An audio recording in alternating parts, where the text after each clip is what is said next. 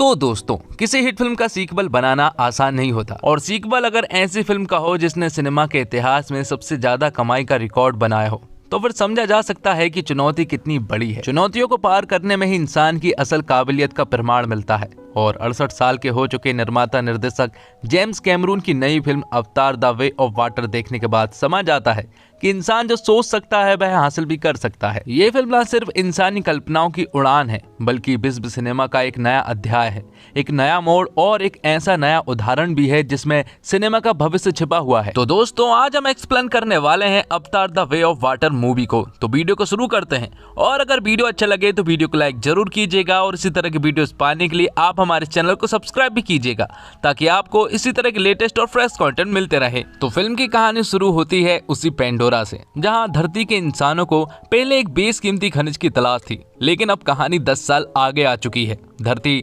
इंसानों के रहने लायक नहीं बची है, और उन्हें तलाश एक ऐसे ग्रह की जहां पर इंसानों की बस्तियां बसाई जा सके। जिसके बाद हमें जैक सली को दिखाया जाता है, जो कि पूरी तरह से नावी बन चुका था। तो अब जैक सली और नेटेरी का परिवार भी अब बढ़ रहा है। 2 बेटे हैं, एक बेटी है और एक गोद ली हुई बेटी भी है। साथ में एक इंसानी बच्चा भी है, जिसे इंसानों से ज्यादा नावी समुदाय के बीच रहना ज्यादा भाता है। तो जैक सली और नेटेरी का परिवार एकदम सुखद परिवार था। वो लोग काफी खुश थे, और उनकी फैमिली एकदम परफेक्ट फैमिली है। जिसके बाद जैक अपने बच्चों को शिकार करना भी सिखाता है। सब कुछ सही चल रहा होता है। उनके बच्चे अब बड़े भी होने लगे थे, और जब एक दिन रात के समय में नेटेरी और जैक सली जब एक जगह पर बैठे हुए थे, तभी अचानक से जैक सली की नजर आसमान की तरफ जाती है, और वो देखता है कि कई सारे एलियन शिप उन्हीं की तरफ आ रहे हैं। जैसे ही वो नीचे आते हैं तो उनमें से कई सारे रोबोट्स निकलते हैं, और वो नीचे उतरते ही तबाही मचाना शुरू कर देते हैं। वो काफी सारे थे, इसलिए जैक सली उनका सामना नहीं कर पाता है। और इसी के साथ ये सीन यहीं पर कट होता है। जिसके बाद एक लैब का सीन दिखाया जाता है, जहां पर हम एक अवतार को देखते हैं जो कि कई सालों से सो रहा था, लेकिन अचानक से उसे होश आने लगता है, और उठते ही वो उत्पात मचाना भी शुरू कर देता है। जिससे कि हमें पता चलता है कि ये आदमी कोई और नहीं बल्कि कर्नल है, जिसे 10 साल पहले जैक सली ने मार दिया था। लेकिन अब वो फिर से जाग चुका है और पूरी तरह से नावी बन चुका है। साथ ही उसे पुरानी कर्नल की सारी याददाश्त भी वापस मिल चुकी है, और अब उसका सिर्फ एक ही मकसद है कि किसी भी हालत में जैक सली से बदला लेना है और उसे जान से मारना है। जिसमें कि कई सारे मेजर और इंसानी लोग उसका साथ भी देते हैं। जिसके बाद कर्नल प्लानिंग करता है कि जिस जगह पर जैक सली ने उसे मारा था, वो लोग उसी जगह पर जाएंगे और जैक सली को मार गिराएंगे। तो अब वो लोग उसी जगह पर पहुंच जाते हैं और छानबीन करना शुरू कर देते हैं, लेकिन अभी तक तो उन्हें कोई भी नहीं मिला था। तो जिस जगह पर कर्नल के लोग छानबीन कर रहे हैं, उसी जगह से थोड़ी दूरी पर जैक सली के चारों बच्चे यहाँ पर मटर गश्ती कर रहे होते हैं। वो इस जंगल को घूम रहे थे और मस्ती भी कर रहे थे। जिसके बाद कर्नल और उसकी पूरी टीम उस जगह पर पहुंच जाती है जहां पर जैक सली ने कर्नल को मारा था। कर्नल इस जगह को कैसे भूल सकता है, क्योंकि उसे एक एक पल याद है। साथ ही हम देख पाते हैं कि जैक सली के चारों बच्चे कर्नल और उसकी पूरी टीम को देख रहे होते हैं। उन्हें कुछ गड़बड़ सा लगता है, इसलिए वो तुरंत ही अपने पिता जैक सली को कांटेक्ट करते हैं और उन्हें ये सारी बातें बताते हैं। जैक सली को भी कुछ अजीब सा लगता है, इसलिए वो उन बच्चों को वहां से तुरंत ही भाग जाने को कहता है। लेकिन इससे पहले कि वो बच्चे वहां से भाग पाते, वो सभी लोग उन्हें बंधक बना लेते हैं। लेकिन थोड़ी ही देर के बाद यहाँ पर जैक सली और नेटेरी पहुंच जाते हैं, और काफी लड़ाई के बाद वो लोग अपने बच्चों को यहाँ से छुड़ाने में कामयाब तो हो जाते हैं। लेकिन कर्नल ने उस इंसानी बच्चे मतलब कि स्पाइडर को पकड़ लिया था, और वो उसे अपने साथ ले जा लेता है। तो स्पाइडर के ले जाने के बाद जैक सली और नेटेरी काफी दुखी थे, क्योंकि भले ही वो उनका बेटा नहीं था, लेकिन वो हमेशा उनके साथ रहा करता था, इसलिए वो उनके लिए बेटे से भी कम नहीं था। जिसके बाद कर्नल और मेजर और उनके आदमी स्पाइडर से पूछताछ करना शुरू करते हैं। वो स्पाइडर को काफी टॉर्चर करते हैं और उनसे जैक सली और उन लोगों के पते के बारे में पूछते हैं, लेकिन स्पाइडर उन्हें कुछ भी नहीं बताता है। जिसके बाद कर्नल अकेले ही स्पाइडर से पूछताछ करने के लिए जाता है, और यहाँ पर हमें पता चलता है कि दरअसल स्पाइडर कर्नल का ही बेटा है। दूसरी तरफ जैक सली को बहुत अच्छे से मालूम चल चुका था कि कर्नल उसके पीछे है, इसलिए वो अपनी सरदारगिरी को छोड़ देता है और अपनी सरदारगिरी किसी और को सौंप देता है, और फिर वो अपनी पूरी फैमिली को लेकर यहाँ से हमेशा हमेशा के लिए चला जाता है। अब जैक सली को एक ऐसी जगह की तलाश थी जहाँ पर वो अपनी फैमिली के साथ सुखी से जिंदगी बसर कर सके। जिसके बाद वो लोग मैटकायना समुदाय के टोनाबारी के पास शरण लेने के लिए जाते हैं, जो कि दिखने में तो थोड़े थोड़े उन्हीं की तरह थे, लेकिन वो काफी तेज भी थे। साथ ही वो लोग सिर्फ समुद्र और तटीय क्षेत्र पर निवास करते थे, लेकिन जैक सली के पूरा का पूरा परिवार जंगलों में निवास करता है, इसलिए पानी में तो वो रह ही नहीं सकते थे। इसके बावजूद जैक सली उन्हें यहाँ पर शरण देने के लिए कहता है, लेकिन यहाँ पर सरदार की पत्नी उनसे कहती है कि वो लोग कमजोर है, वो हमारे साथ नहीं रह सकते क्योंकि हम लोग समुद्र में निवास करते हैं और तुम लोग जंगलों में, तो तुम लोग हमारे साथ रह ही नहीं सकते। तुम्हें हमारे साथ रहने के लिए काफी कुछ सीखना पड़ेगा। इसके बाद सरदार और उसकी पत्नी डिसाइड करते हैं कि वो लोग यहीं पर रुकेंगे। साथ ही वो अपने बच्चे और कबीले वालों से कहते हैं कि जैक सली के परिवार को यहाँ पर रहने का तौर तरीका सिखाया जाए। दूसरी तरफ हम कर्नल और उसकी पूरी फौज को देखते हैं जो कि जैक सली को ढूंढने के लिए जगह जगह के द्वीपों पर जाकर उनकी छानबीन करने में लगे हुए थे। और यहाँ जैक सली का पूरा परिवार पानी में किस तरह से रहा जाए इसी को लेकर स्ट्रगल करते हुए नजर आ रहे थे। साथ ही उन्हें पानी के एक जीप को चुनना था और उसे कंट्रोल भी करना था, जिसमें कि उन्हें काफी परेशानी होती है, लेकिन आखिरकार वो सभी लोग एक एक जीप को चुन लेते हैं और उसे कंट्रोल भी कर लेते हैं। और साथ ही यहाँ पर हम ये भी देख पाते हैं कि सरदार के बेटे और कबीले वाले लोग जैक सली की बेटी किटी को छेड़ रहे होते हैं, जो देखकर नीटिम और रॉक्स यहाँ पर आते हैं और उन्हें वार्न करते हैं कि ऐसा ना करे वरना प्रॉब्लम हो सकती है। और इसी बात को लेकर उनके बीच में झड़प हो जाती है। और जब ये बात जैक सली को पता चलती है तो वो अपने दोनों बेटे नीटिम और रॉक्स को खूब चिल्लाते हैं, क्योंकि वो यहाँ पर शरण लेने के लिए आए हैं, ना कि उन लोगों को मारने के लिए। और जिस लड़के को उन्होंने मारा है वो लड़का कोई और नहीं बल्कि सरदार का बेटा ही है। इसलिए जैक सली तुरंत ही रॉक्स को उनसे माफी मांगने के लिए कहता है। इसलिए रॉक्स उनके पास जाता है और उनसे माफी मांगता है, लेकिन यहाँ पर सरदार का बेटा रॉक्स को माफ तो कर देता है, पर वो उसे अपने साथ शिकार पर भी ले जाने लगता है। तो रॉक्स भी उनके साथ चला जाता है, लेकिन अचानक ही वो लोग रॉक्स को चकमा देकर वहां से चले जाते हैं। और फिर थोड़ी देर के बाद यहाँ पर एक विशालकाय व्हेल आती है जो कि रॉक्स के ऊपर अटैक कर देती है। और जब वो रॉक्स को मारने ही वाली होती है कि तभी अचानक से एक विशालकाय व्हेल और आ जाती है और वो दूसरी विशालकाय व्हेल को मार गिराती है। अब रॉक्स तो बेहोश हो चुका था, लेकिन जब उसे होश आता है तो वो खुद को उसी विशालकाय व्हेल पर पाता है जिसने कि उसकी जान बचाई थी। वो व्हेल दिखने में काफी डेंजर थी और साथ ही यहाँ पर रॉक्स उससे बात करने की कोशिश करता है। यहाँ पर रॉक्स जब उससे बात कर रहा होता है तो वो व्हेल उसकी सारी बात समझ रही थी, लेकिन रॉक्स उसकी कोई भी बात नहीं समझ पा रहा था। साथ ही वो देखता है कि उसके पंख पर एक बहुत बड़ा सरिया भी लगा हुआ था, जिसे कि वो आसानी से निकाल देता है और फिर वो दोनों बहुत अच्छे दोस्त बन जाते हैं। दरअसल इन व्हेल को टूनकूल कहते हैं। अब रात को काफी देर के बाद जब रॉक्स अपने घर पहुंचता है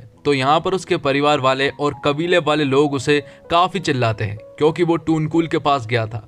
लेकिन यहाँ पर जब वो उन्हें बताता है कि उसका एक पंख कटा हुआ था, तो ये सुनने के बाद कबीले वाले लोग तुरंत ही रॉक्स से कहते हैं कि आज के बाद वहां पर कभी मत जाना, क्योंकि वो पायकान है। दरअसल पायकान के ऊपर आरोप है कि उसने कई सारे नावियों को मारा था और वो काफी डेंजर भी है, इसलिए वो उन्हें उनसे दूर रहने को कहता है। लेकिन रॉक्स उनसे कहता है कि ऐसा नहीं है, पायकान बहुत अच्छा है, क्योंकि वो तो अब उसका दोस्त भी बन चुका है। लेकिन फिर भी वो लोग उनसे दूर रहने को कहते हैं। जिसके बाद हम देखते हैं कि कर्नल अब तटीय क्षेत्रों की तलाशी करने के लिए निकल पड़ा था, जिसमें कि उसका साथ एक आदमी भी दे रहा था जो कि समुद्री क्षेत्रों को काफी अच्छे तरीके से जानता है। इसलिए जैक सली को ढूंढने के लिए अब वो तटीय क्षेत्रों की तलाशी करने के लिए निकल पड़े थे। उन्हें एक कबीला भी मिलता है, जिसमें जब वो जैक सली के बारे में पूछते हैं तो वो लोग साफ मना कर देते हैं कि उन्हें कुछ भी नहीं मालूम है। लेकिन यहाँ पर कर्नल को ऐसा लग रहा था कि शायद उन्हें मालूम हो, लेकिन वो बता नहीं रहे हैं, इसलिए कर्नल पूरे के पूरे कबीले में आग लगा देता है। और जब ये बात मोटकायना के सरदार को पता चलती है तो वो ये बात तुरंत ही जैक सली को बताता है कि कर्नल नजदीक आ चुका है और उसने हमारे समुदाय वाले लोगों से पूछताछ भी की है, साथ ही उसने कबीले में आग भी लगा दी है। जिसके बाद रॉक्स फिर से पायकान के पास जाता है और यहाँ पर पायकान रॉक्स को कुछ ऐसे दृश्य दिखाता है जिससे कि रॉक्स को ये बात मालूम चल चुकी थी कि पायकान कोई कातिल नहीं है, बल्कि वो बहुत अच्छा है और उसका हमेशा दोस्त बनकर रहेगा। जिसके बाद हम देखते हैं कि कर्नल और उसके साथी समुद्र में आ चुके थे और वो यहाँ पर दरअसल में टूनकूल को पकड़ने के लिए आए थे। दरअसल टूनकूल के अंदर एक ऐसी चीज है जिससे कि इंसानों की शक्तियों को और उनके जीवन को बढ़ाया जा सकता है, इसलिए वो तुरंत ही समुद्र में आकर ये प्रक्रिया शुरू करते हैं और टूनकूल को पकड़ने में कामयाब भी हो जाते हैं। वो एक बहुत बड़े टूनकूल को पकड़ते हैं और उसकी जांच करने में लग जाते हैं। वो उस टूनकूल के सारे जरूरी अवशेषों को निकाल लेते हैं और उसे समुद्र में छोड़ देते हैं। जिसके बाद जब ये बात कबीले वालों को पता चलती है तो वो लोग आग बबूले हो जाते हैं और उन्हें काफी दुख भी होता है, क्योंकि ये उनके साथ के जीव थे। जो कर्नल ने किया इसके लिए कबीले वाले भड़क उठते हैं और वो जंग पर उतारू हो जाते हैं। लेकिन जैक सली उन्हें समझाने की कोशिश करता है कि वो लोग हथियार से लैस हैं। उनके पास कई तरह के टेक्नोलॉजी वाले हथियार हैं जो कि इस जंग को आसानी से खत्म कर सकते हैं। हमारे लिए अभी जंग इम्पोर्टेंट नहीं है, बल्कि हमारे लिए अभी सिर्फ टूनकूल इम्पोर्टेंट है। हमें उन्हें किस तरह से बचाया जा सके, हमें सिर्फ इन्हीं बारे में सोचना है। जब ये बात रॉक्स को पता चलती है कि टूनकूल की जान खतरे में है, तो उसे ऐसा लगता है कि कहीं ना कहीं पाइकान की जान भी खतरे में होगी।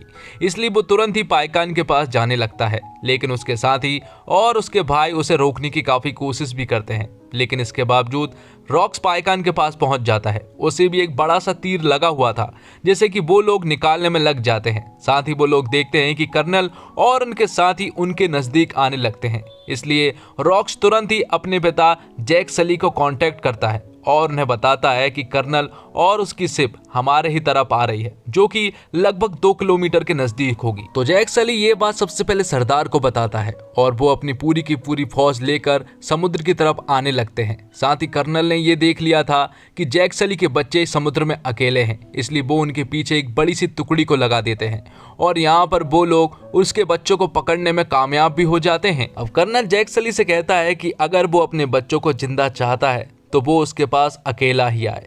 अब क्योंकि जैक सली के पास कोई और रास्ता नहीं था, इसलिए वो अकेला ही उसके पास जाने लगता है। और जैक सली जब उसके पास जा ही रहा होता है कि तभी हम यहाँ पर पाइकान को देखते हैं, जो कि शिप के ऊपर अटैक कर देता है और यहाँ के कई सारे लोगों को वो अकेला ही मार गिराता है। और इसी चीज का फायदा उठाकर जैक सली और उसकी पूरी की पूरी फौज शिप के ऊपर अटैक कर देती है, जिसके बाद जैक सली अपने बच्चों को बचाकर यहाँ से ले जाने लगता है। लेकिन रॉक्स और नेटीरी कहते हैं कि उन्हें स्पाइडर को भी बचाना है, जो कि शिप के अंदर मौजूद है।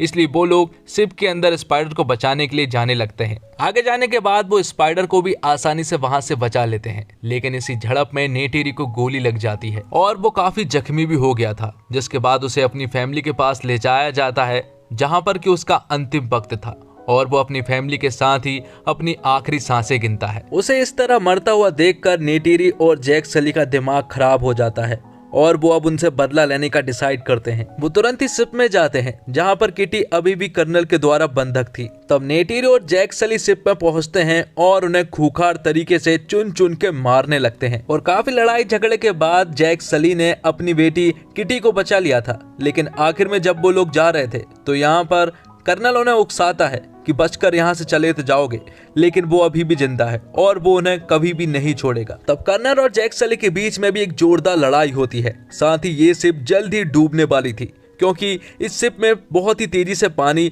भरा रहा था, जिससे कि आखिर में जैक सली कर्नल को मार गिराता है। और यहाँ पर नेटीरी और उसके बच्चे पानी में किसी तरह से बचने के लिए स्ट्रगल करते हुए नजर आ रहे थे, लेकिन आखिर में जैक सली की पूरी फैमिली आसानी से बच जाती है। साथ ही हम देखते हैं कि स्पाइडर ने अपने पिता मतलब कि कर्नल को भी बचा लिया था और उसे एक किनारे पर लेकर आ गया था, जिसके बाद स्पाइडर वापस चला जाता है, क्योंकि उसे अपने पिता के साथ नहीं बल्कि जैक सली और उसकी फैमिली के साथ रहना था। आखिर में हम देखते हैं कि कबीले वाले लोग और जैक सली की पूरी फैमिली नीटीम को श्रद्धांजलि देते हैं और उसे पानी के अंदर दफनाते हैं, जहां पर कि कबीले वाले लोगों के पूर्वज को दफनाया जाता है। फिर जैक सली सरदार से कहता है कि वो नहीं चाहता है कि उनके ऊपर कोई और आ जाए, इसलिए वो इस कबीले को छोड़कर हमेशा के लिए जा रहे हैं। लेकिन यहाँ पर सरदार उनसे कहता है कि अब ये कबीला उनका भी है, क्योंकि नेटीम अब उनके पूर्वजों के पास चला गया है। और इसी के साथ ये फिल्म यहीं पर खत्म हो जाती है। तो दोस्तों, अगर आप इस फिल्म को पूरा देखना चाहते हैं तो डिस्क्रिप्शन बॉक्स के दिए हुए लिंक पर क्लिक करें और इस फिल्म को आसानी से वॉच करें। उस वेबसाइट का नाम है moviesdekhe.com। तो दोस्तों, उम्मीद करता हूँ आपको ये वीडियो पसंद आई होगी। वीडियो पसंद आई हो तो वीडियो को लाइक जरूर कीजिएगा, और अगर आप हमारे चैनल के साथ जुड़ना चाहते हैं तो आज ही हमारे चैनल को सब्सक्राइब कीजिए, ताकि आपको इसी तरह के लेटेस्ट और फ्रेश कंटेंट ढूंढने के लिए इधर उधर ना जाना पड़े। धन्यवाद। जय हिंद, जय भारत, जय श्री राम।